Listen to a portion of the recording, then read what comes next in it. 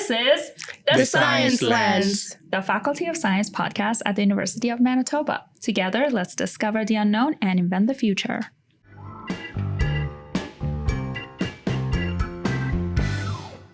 Hello, I'm your host, Kimia Shadkami, Faculty of Science, Digital Content and Communications Lead, and a proud UM alum with a master's in computer science. Welcome to the Science Lens. In each episode, we take a closer look at research, student experience, innovation, and the people who shape the future of science right here at the University of Manitoba. In today's episode, we are focusing on one of the most fundamental needs of human beings, water. Our guest today has extensive background in water quality research and working with Indigenous communities across Canada. I am joined by our co-host, Dr. Melanie Lalonde, Wawatay Program Development Specialist. Melanie earned her PhD in Biological Sciences from the University of Manitoba in 2022.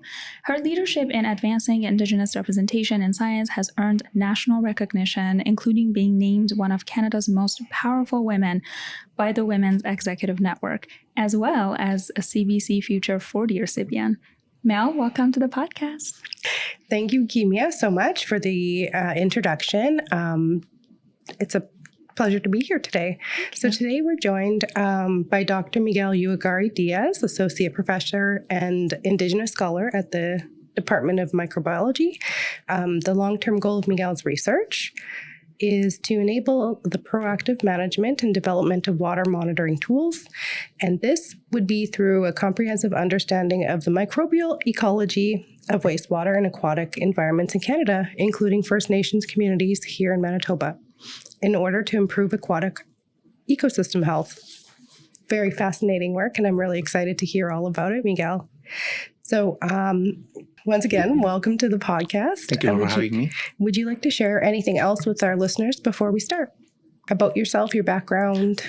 Yeah, so as you mentioned, my name is Miguel Uyaguari-Diaz, and the reason that you hear this funny accent is because I wasn't born and raised here. I was born and raised in Ecuador, South America. That's where I come from. I was born and raised in a rural area of Ecuador in a town called Naranjal, which is in the deep south of Ecuador, and probably 2.5 hours from the border with Peru. And I grew up there with my parents, my siblings, and I developed my concern and also my love towards natural sciences as I grew up surrounded by trees, surrounded by small watersheds, and where I used to go and fish with my siblings when like more than 40 years ago. So, and then I studied my BSc in marine biology.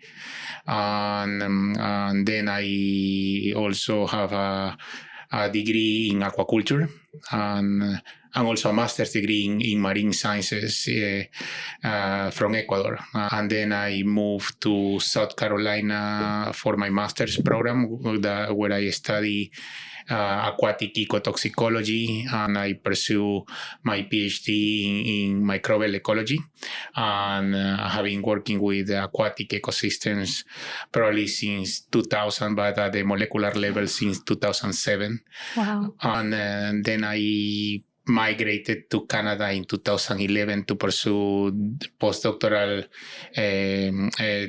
training in molecular biology as well at the University of British Columbia. And then I applied to a position here at the Department of Microbiology, and then that's how I ended up here. You know, I even talked this morning with my students about I always like to use analogies, you know, and how, I don't know if it's written or not, you know, because I compare, you know, UM, you know, University of Manitoba, and those are my initials, right, Uyaguari Miguel. And if you count the words, Manitoba has 8 letters. My last name has 8 letters, my first last name. And the same with the city of Winnipeg. You know, it has, like, Winnipeg has 8 letters. And let me see what another analogy I found today with my students. Winnipeg means muddy waters, and usually when I sign MUD. And anyway, so many connections. Yeah, I love them. But those are just simple analogies or connections. I just thought, I'm always, trying to have ideas, to different levels, and. So that I have my own research group here of students, graduate and undergraduate students, where we study water quality using culture-dependent approaches and culture-independent approaches, aka molecular biology tools. So I'm happy to be here, so I live here with my family and my cats. We love cats. Yeah. So. Well, when I said extensive background in water research, I stand corrected. We're very glad you're here. So, Miguel, you mentioned that your studies and your research focus on microbiome in rural and urban settings, including First Nation communities here in Manitoba, and then you look at water quality in wastewater and drinking water. I'm just wondering, what have been some of the recent observations you've had within your field? What are some highlights that stand out to you?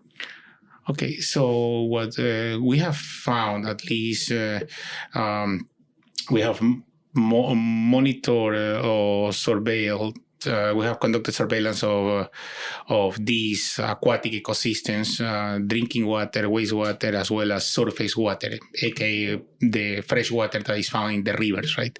And so at least I work with. I have worked in the past with 4 communities, and with 2 communities right now I keep an ongoing collaboration. And what I have found at least in one of those communities, that there could be multiple issues, right, when it comes to water quality.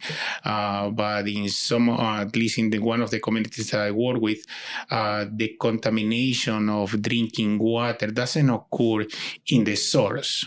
So this community that I work with, they use well water, and we have tested the well water many times, and always, good quality, 0 bacterial counts. That's interesting. But when you collect in the other locations, you will find that there is from time to time there is high counts of bacteria, especially in cisterns. I think that has been also reported in the literature by other researchers here at the University of Manitoba,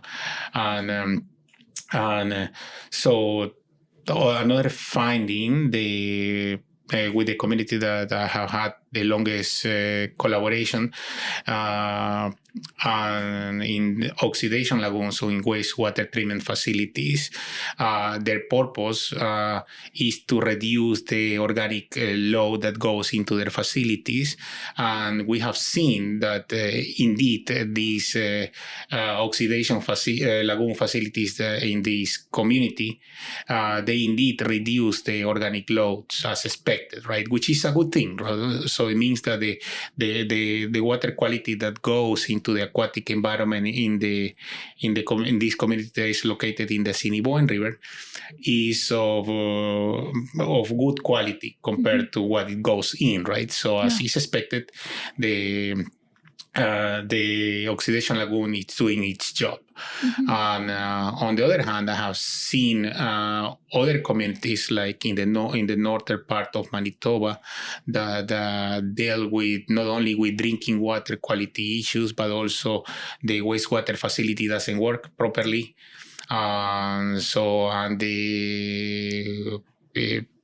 We, as part of these collaborations with them, we do we follow the guidelines from PHAC, Public Health Agency of Canada, where we use culture-dependent approaches to estimate the bacterial counts, right? But in my lab, we also use, besides those standards, we also use DNA tools to go above of what we can be found using plates.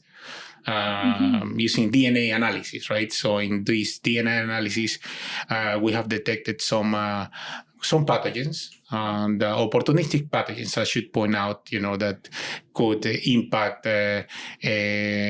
people who haven't developed fully their immune system, or it could target immunocompromised individuals, right, who use water for recreational purposes like fishing, swimming, etc., right, or going in their boats.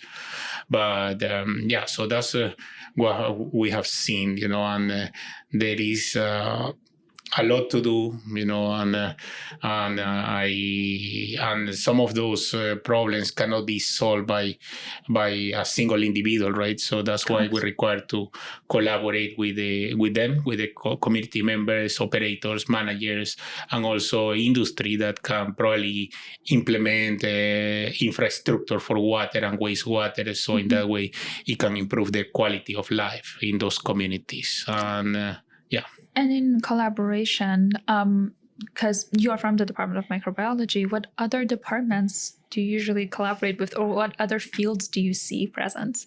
Civil engineers, environmental engineers, and chemists also. There is a big concern if you ask people in the communities, people in the communities, they will tell you that their main concerns are chemicals. Like heavy metals, what type of poisons could be found in the water. I would say is more the fear to chemicals more than rather than the fear of microbes. I'm not saying that there is no pathogens in some of these waters, but most of the fear it comes from related to chemicals, right?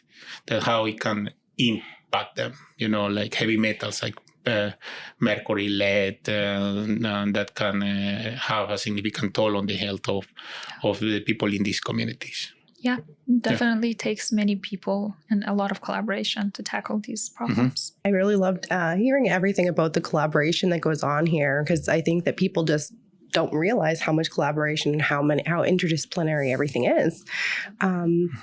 So based on the work that you've done so far, what are some of the highlights of your experience? So probably besides the work in the lab is to establish these connections, right? So it takes time. And it's not just go to the field, collect the samples, and get the heck out of there. It's go there, talk to them, listen to them, and then get your students involved, because I usually say, for us, it will be very easy just to go there, collect the sample, bring them back to the lab, right? And sometimes we spend like an hour and a half talking to them in the communities, right? And then sometimes we go for lunch, or at least the past 2 or 3 sampling events this year. This year we have gone with community members to talk about not only about water quality, but also about different aspects of life, right? And because they also have their own families, and so they have been working for X number of years in the community, and what are their concerns, and also we talk about their culture, right, and the traditional knowledge, and we just try to with this type of engagement that we do, at least we try to go to a personal level, right, and engage with this conversation that could build a long-term relationship with this community members, right? And I recently sent another of my students to a very remote community, and he connected quite well with community members, I can say the name of this community, Tatascoyac, and he was very welcomed by the community members, and spent like 8 days over there. So that's also something that it can be side to side with research, right? Not only to conduct good science, but also, to be able to engage, communicate, and also try to use to exchange information, right? So about what we're trying to do there, right? Not only is about the just get a sample and bring it back to the lab, but also to inform them what we're doing with those samples and what is going to be the information that they will get as a result of that. Yeah. Thank you for sharing. My favorite part of that was you talking about the food exchange, because that just reminds me of growing up and still the way like my family is here. And I don't know if it's the same in Ecuador. That's where you get the most work done, is around that kitchen table eating food. So yes, same for where I come from. Food is really important, and I think that's also part of doing really good science. It's that relationship building, and when there's the trust, and I've learned that from both of you really well. But when there's that trust and that feeling that people can depend on one another, and they are personable, that really helps with like actually doing really good scientific work as well. I'm also wondering, what are some challenges you might have faced in your work so far? So at the very beginning, when I came to the University of Manitoba, it was probably to find funding, to conduct this type of work, because DNA analysis is not cheap; it's expensive. And so to find the funding was at least during the very first external funding. I should point out, I'm not saying that I wasn't supported by the University of Manitoba internal funds, but or the startup funding. But to get external funding, it took me like 2 years, and it was very challenging, and because the resources, for doing this type of work were limited at the time. Oh.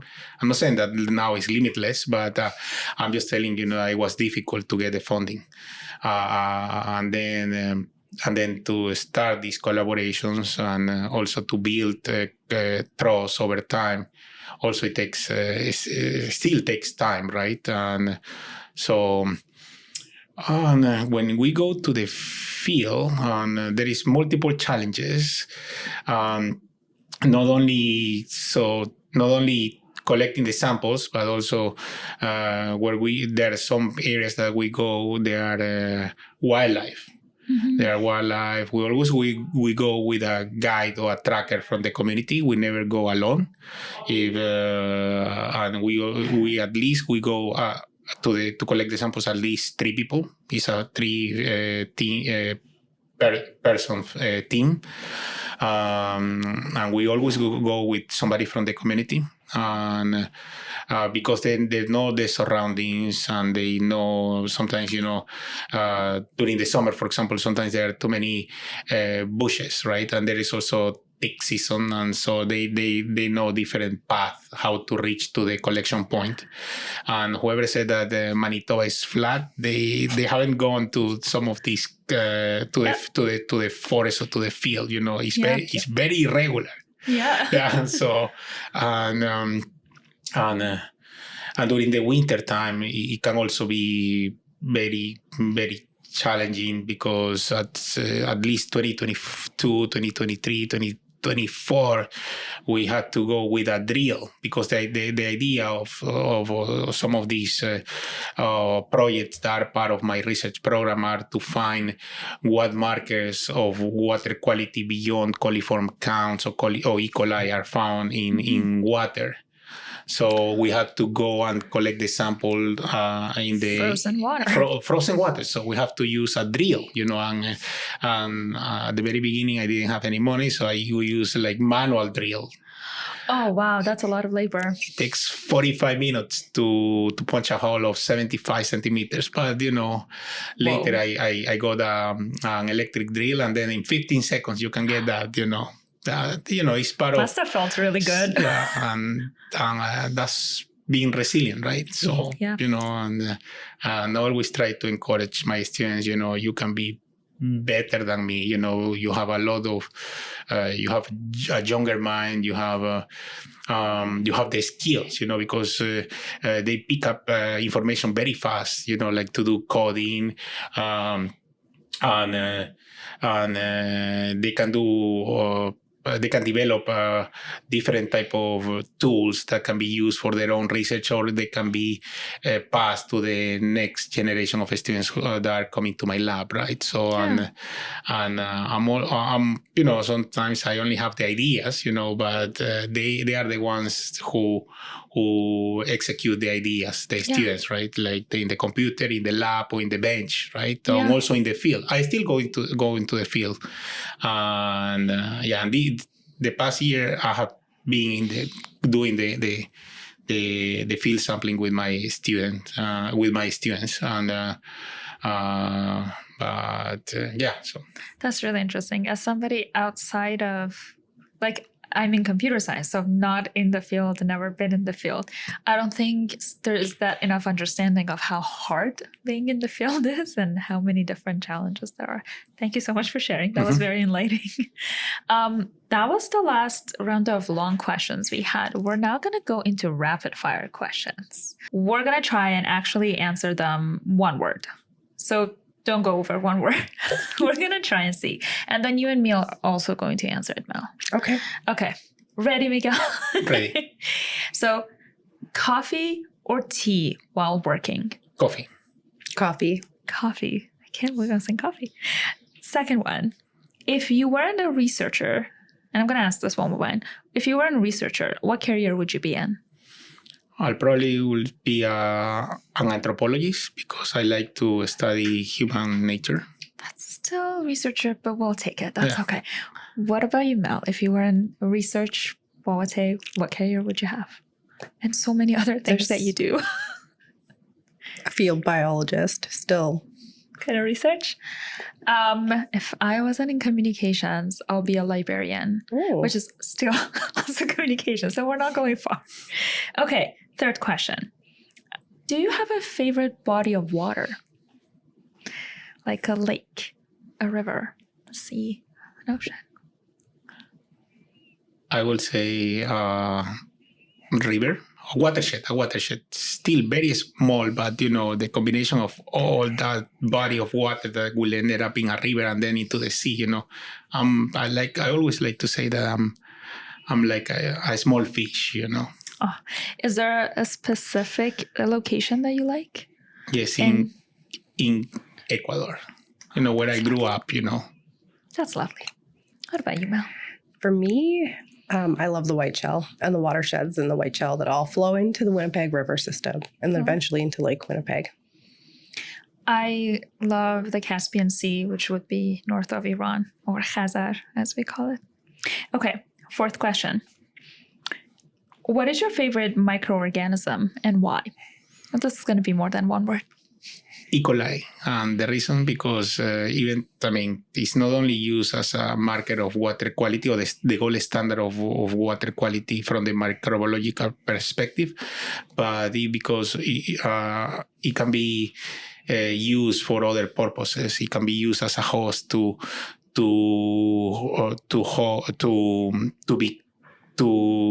be delivered or to be shuttled with plasmid or genetic information that can be used for other screening purposes, like screening for functionality. So that's really cool. Yeah. What about you, Mel? Microorganisms in general, I find are really interesting. I don't have a favorite. Mm-hmm. That's okay. But I do like fungi, and I like testing all sorts of interesting things with the students in the winter course. I like that answer because fungi is also my favorite just because I like baking. Okay, next one. Early bird or night owl? And did going to university change that? Always a night owl. And nothing changed. What about you, Mel? Night owl, and nothing changed. Me too, and nothing changed. I tried. Okay, last one. What's one thing you wish first-year students knew about all the changes that they're going to experience? More than one word or just one word? Go with more than one word. This is the last question. I would say resilience, the one word resilience, but like a few sentences, try to navigate and use the resources of the available here at the university and try to use them in your favor. But, overall resilience, that will help you, to to navigate to the university systems or life in general. That would be my advice or my comment. That's a really good one. Mm-hmm. What about you, Mel? Be kind to yourself, and that failure is okay. Definitely. And I think a kind of mixture of everything I've learned is that it's inevitable and everybody's going to go through it.